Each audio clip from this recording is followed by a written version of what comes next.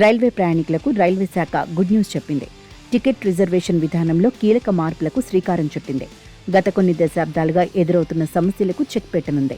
August నుంచి సరికొత్త passenger reservation system విధానాన్ని అందుబాటులోకి తీసుకురానుంది. 1986 నుంచి వాడుకలో ఉన్న పాత సాంకేతిక విధానాన్ని ఈ సరికొత్త వ్యవస్థతో పూర్తిగా మార్చనున్నారు. కొత్త టెక్నాలజీ ద్వారా ఆన్లైన్ టికెట్ బుకింగ్ విధానం పూర్తిగా మారనుంది. నిమిషాల వ్యవధిలోనే లక్షలాది టికెట్లను ఎలాంటి సర్వర్ సమస్యలు లేకుండా బుక్ చేసుకునే ఛాన్స్ ఉంది.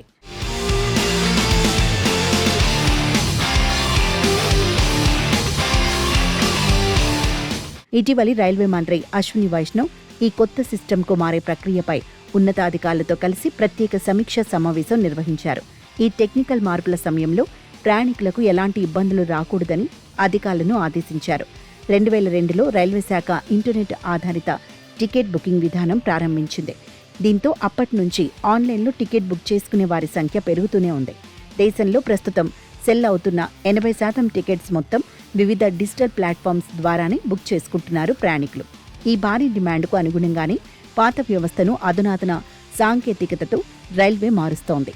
రైల్వే శాఖ డిజిటల్ విప్లవంలో భాగంగా గతేడాది జూలైలో రైల్1 యాప్ను ప్రారంభించింది. ఈ యాప్కు ప్రయాణికుల నుంచి మంచి ఆదరణ లభించింది. కేవలం ఏడాదిలోపే ఈ యాప్ 3.5 కోట్ల డౌన్లోడ్లను దాటేసింది.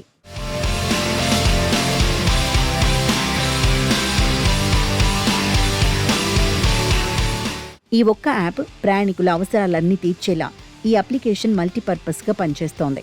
టికెట్ బుకింగ్, క్యాన్సిలేషన్, రైలు లైవ్ స్టేటస్, ప్లాట్ఫామ్ సమాచారం, ఫిర్యాదులను నమోదు చేయవచ్చు. ఈ డిజిటల్ ప్లాట్ఫామ్ ద్వారా నిత్యం దాదాపు 9.29 లక్షల రిజర్వేషన్లు జరుగుతుండడం దీని వినియోగానికి నిదర్శనం. ఈ సంవత్సరం అప్గ్రేడ్ చేసిన సిస్టంలో సరికొత్తగా జోడించిన AI సాంకేతికత ప్రయాణికులకు ఒక వరంగా మారింది.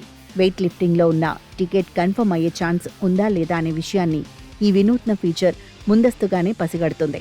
ఒకప్పుడు కేవలం 53% మేర మాత్రమే ఉన్న ఈ అంచనాల ఖచ్చితత్వం ఇప్పుడు ఏకంగా 94%కి చేరుకుంది.